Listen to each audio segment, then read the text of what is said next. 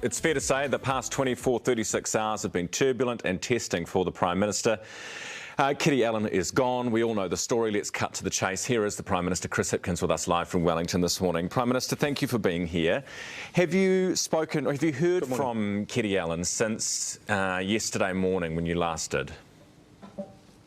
No, I spoke to her yesterday morning, but I haven't spoken to her. I have exchanged some messages with her last night. I think she's clearly in a position where she needs a bit of space, and I want to give her that space. What did she say in the messages? She's very apologetic and full of regret for what has happened. What did you say back? I indicated to her that my primary concern around her at the moment is that she looks after herself. I encouraged her to stop reading the news and to disconnect for a little while and focus on her own well-being. Is that part of the problem? Is she doom scrolling the news? Look, I don't want to go into that, but clearly my message to Kiri is that she really needs to look after herself. I know that there are people around her who are very focused on supporting her at the moment. I think it is important that she looks after herself, and that's my number one message to her. That's fair enough too. This car that was involved is a taxpayer, it's a Crown car, an e-car that is self-drive for ministers. Do you know where that car is now? No, I don't actually. I imagine that it will be back here somewhere, probably back in the depot, but I don't know that for certain. Do you know who will pay for the damage to that car? There is a standard process in assessing claims again, for damage. In the case of willful damage or where the driver is at fault, quite a lot of the liability will rest with the driver, but that's not a decision that I personally make. There is a process, and this will be the same, subject to that same process that every other accident in a ministerial car has been the subject to. Right, and do you know what the estimated cost of the repairs is? And what about this ute that Kiri Allan's car is alleged to have hit? Will they be out of pocket? Would you be open to Labor paying for the repairs to that car? As I've indicated, with all insurance claims and insurance-related issues, there's a process to go through, and that assesses liability, and that liability determines. Kiri isn't liable, isn't at fault. No, what I'm indicating is that this will be handled the same as every other damage to a ministerial car. It'll be handled in exactly the same way. Okay. Do you know where she had come from and where she was going on Sunday night? No, I don't have that information. How did your Chief of Staff find out about it?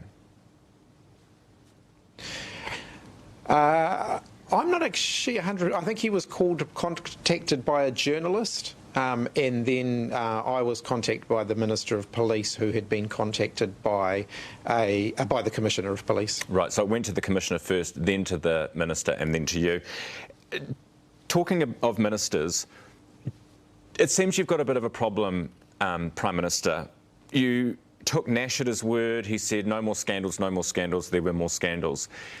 Same with Michael Wood and the shares. He said no more shares, and then there were more shares. Kiri Allan says she was fine, and then she wasn't.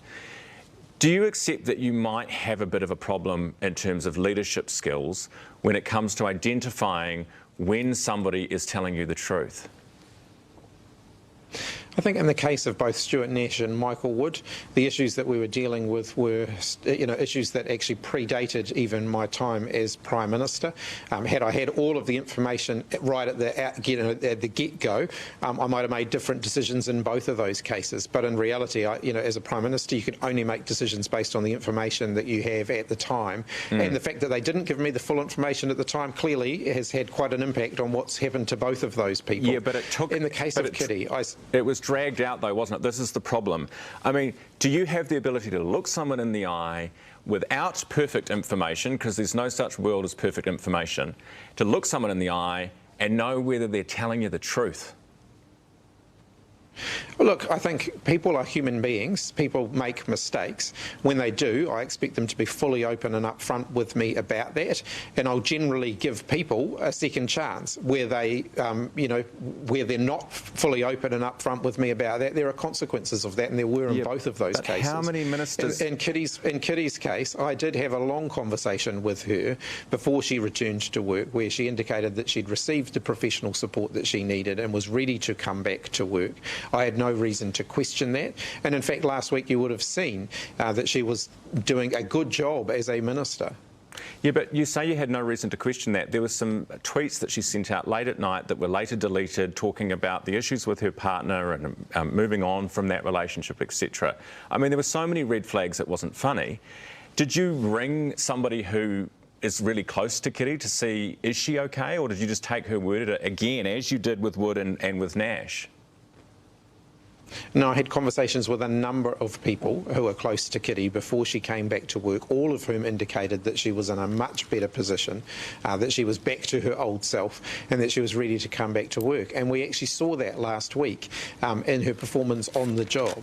Clearly things took a turn for the worse over the weekend. Had I been able to foresee that, then yes, I would have made a different decision. I wasn't in a position to foresee that. You've just lost your Revenue Minister. You're about to announce your tax policy. Will that affect the date you can announce it by? Does Barbara Edmonds know what's in it? No, we've indicated that we'll announce the Labor Party revenue policy in the next few weeks, and we'll certainly be doing that. Does Barbara know what's in it? Yes, of course. I mean, these decisions aren't made by one individual, they're made collectively, and she, as a member of our team, she's involved in the policy process. Okay.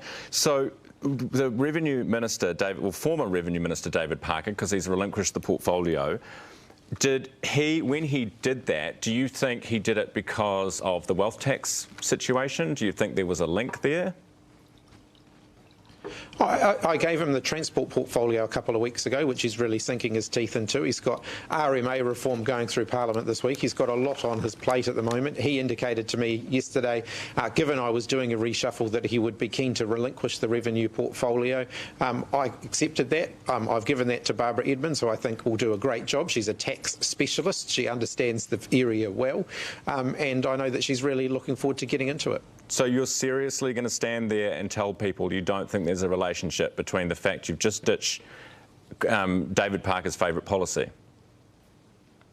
Oh, he wanted to move on from the portfolio. People can form their own conclusions about why that might be. What conclusion have you formed? I accept that. He wants... What conclusion have you formed as a leader? That he wants to move on from the portfolio. That's fair enough. But don't you want to know why? People do that from time to time. But don't you want to know why? Oh, look, I have conversations with ministers about their work all of the time. I don't share all of the details of all of those. Come on, Prime. Oh, so you did have a conversation about why you just don't want to tell the public? But look, people can form their own conclusions. They already are, clearly. I mean, you clearly have. And that's up to them. But ultimately, David indicated he wanted to move on from revenue, and I was happy to accommodate that, given I was reshuffling portfolios anyway. Yeah, but it's not a good look, isn't it? In the week you're meant to announce your tax policy, that your Revenue Minister basically resigns. I mean, the problem here is that you look like the most chaotic cabinet this country's ever seen. Oh, that's ridiculous, Ryan. I think that's absolutely ridiculous. Yes, really? We've dealt with some challenging things in the last few days, but I don't want to trivialise the magnitude of what we've dealt with, particularly in the last 48 hours. I don't want to trivialise the magnitude of that. These are serious issues, and I'm treating them seriously. Yeah, absolutely, Prime Minister. Not talking about Kiri Allan there, it's everything else. Look, you can form whatever views you want. We'll be working hard over the next 80 days to earn the right to continue to govern the country. We'll be putting forward a very, I think, ambitious and optimistic view of New Zealand's future, with some exciting things that I think people will see reflect the sort of future that we want as a country. And we'll be working hard to earn people's votes. All right, Prime Minister, we look forward to talking to you more about those things in the coming weeks. Prime Minister Chris Hipkins with us from Wellington.